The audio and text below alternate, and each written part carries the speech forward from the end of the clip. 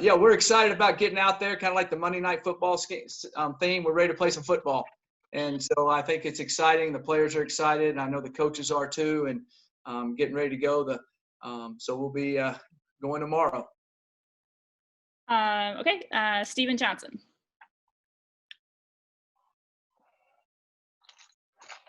All right, my bad.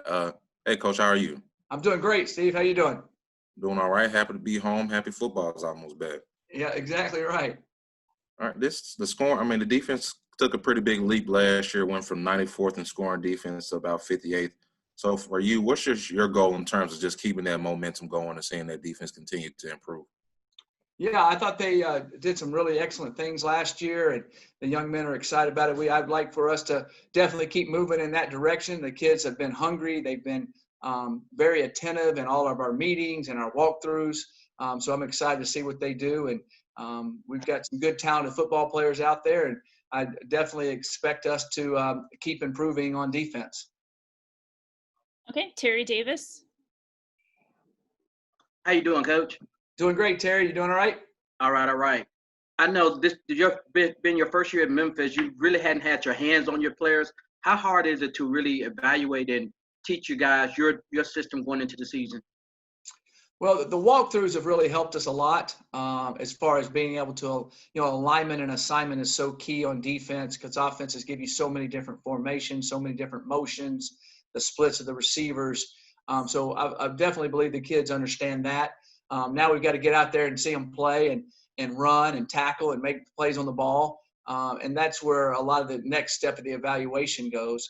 So I'm excited. This fall camp is always extremely important for any football team, but it's even more important for all the people that have gone through all this COVID. So we're not the only defense or offense or team that's having this issue with getting out there and practicing. So I think the kids are excited about focusing on it.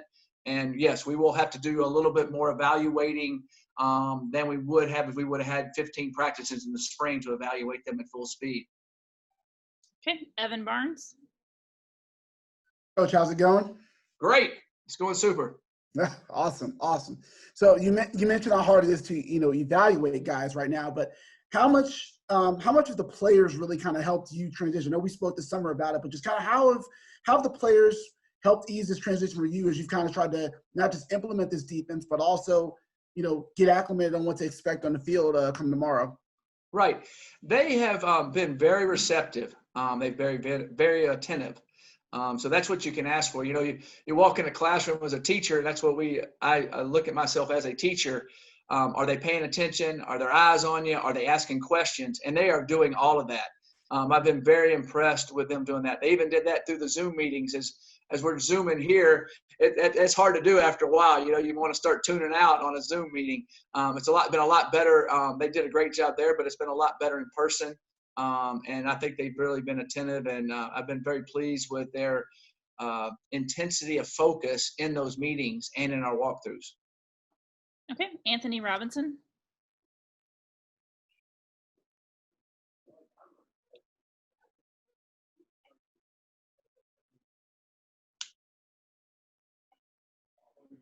Anthony? Oh, am I unmuted? Yes, you are now. You have the same problem I had, Anthony. The phone's smarter than I am. Yeah. How are you doing, Coach? I'm doing super. Earlier this year, I briefly was able to speak with you about your philosophy on coaching life and football and whatnot. My question is, how have you been able to evaluate where your players are according to your philosophy, and how do you implement that amongst them? Well, you always hear the word culture and philosophy like you're talking about. I think with the Zoom meetings and then all of these walkthroughs and meetings we've been able to have a little bit more than usual at this time of the year. A lot of the meetings that I had were getting to know the young men, getting to know what I was about, what my thoughts and philosophies were on different things, get to know my personality. And kind of enjoying them and them getting to enjoy us. And so I think it's a big part of it. I definitely believe we've been able to do that some. But as we get out there and practice and we're starting to get into games, as the what I call is the heat starts to crank up a little bit, that's where we'll even get closer. And the intensity of the games coming up and the preparation. I think all of our players feel that you always hear the word, coaches use it all the time, coach speak, so to speak, the sense of urgency. I would say that the sense of urgency is even higher now because we didn't have spring practice. And now we're getting ready to crank up, and we play in 29 days, I guess, 30 days from now. So there'll be a lot more intensity, and that'll be a good bonding time. We'll get to spend more and more time with them now. And we'll do, not only will we practice, we'll do some bonding type team building type situations, but really I'll do a lot of individual stuff. I'll see kids walk into practice and start talking to them and that type of thing, just to get to know them better on an individual basis. Because I truly believe of players, it's always been that way, but I think it's even more that way now is until they know how much you care, they're not going to really give a care. But once they know you care for them, they kind of understand who you are. They understand what you've done, where you've been. So I try to share life experiences with them quite often. One of the things I kept telling them during this COVID time, which is like a storm, I think people have used that.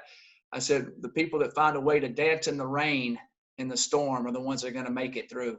So I've been telling them to dance in the rain. So they always tell me, Coach, you dancing in the rain? I said, I'm dancing in the rain.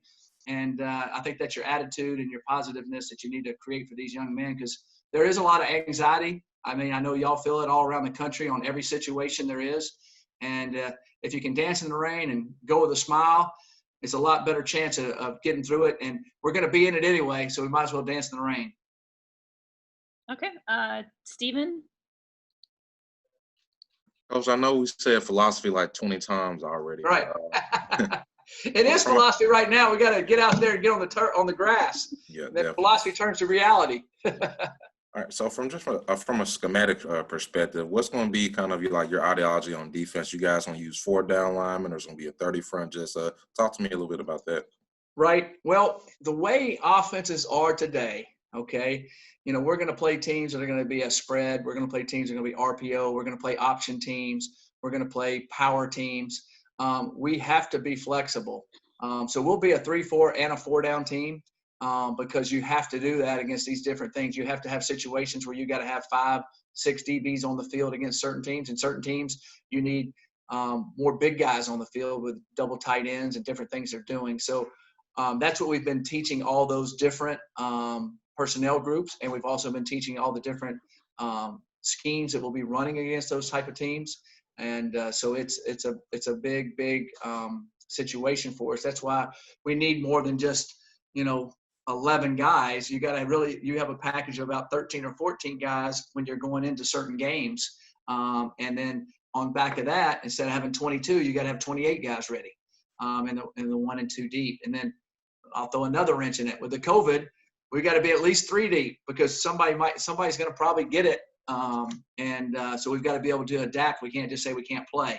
So our flexibility in that area goes back to how I teach it and how our coaches teach it.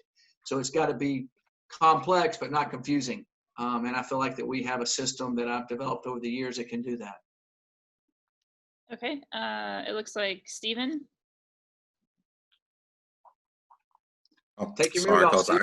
I got a bunch of questions just because I haven't been able to talk to you yet. All right. When you're playing with the offense that runs a lot of plays and is so explosive, for you, how do you kind of adjust to kind of fit what they do as well? Well, I think the one thing that's exciting to me is how much they run the football. So they have the ability to run some clock with that, grind out some first downs in some situations where maybe we're not stopping the offense as well as we'd like, or we just had a big play on us, and instead of having to go right back out there, they have the capabilities of doing that. So that's very exciting to me as a defensive play caller. The other side of it is we do score quite a few points. We have some big play capability. I'd rather them score a lot of points than not, because the whole bottom line at the end of the game is make sure we keep them one less point than the opponent scores. Of course, we want to be down there and not give up any touchdowns, not give up any field goals. But in today's college football, that's a little bit unrealistic.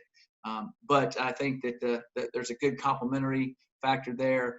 Coach Silverfield does a great job of complementing that. Coach Johns understands that also. We've had a lot of great conversation on that process, and I'm really pleased with those two guys and understanding complementary football. Okay, Stephen, did you have a follow-up question for that? Yeah, I promise I'm done. I'm done after this. But I know no camp hasn't started yet, but just in the off season, who are some of the guys that have just really kind of just stood out to you with either their work ethic or just their leadership in general? Well, I think Zay and JJ at the inside backers have really showed a lot. Sanchez and Quinn at the safeties have really done a lot. Jacoby Francis, TJ up front, OB and JoJo and Morris, and I don't want to single anybody out, but those basically the seniors, the older upperclassmen type guys that have played quite a bit have shown great leadership through this time. So I would basically say it's all the upperclassmen.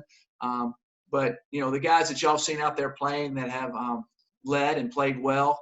And then we've got some young guys that are really coming on, and I'm really looking forward to watching them get out on the grass and get going, and hopefully being able to plug those guys in.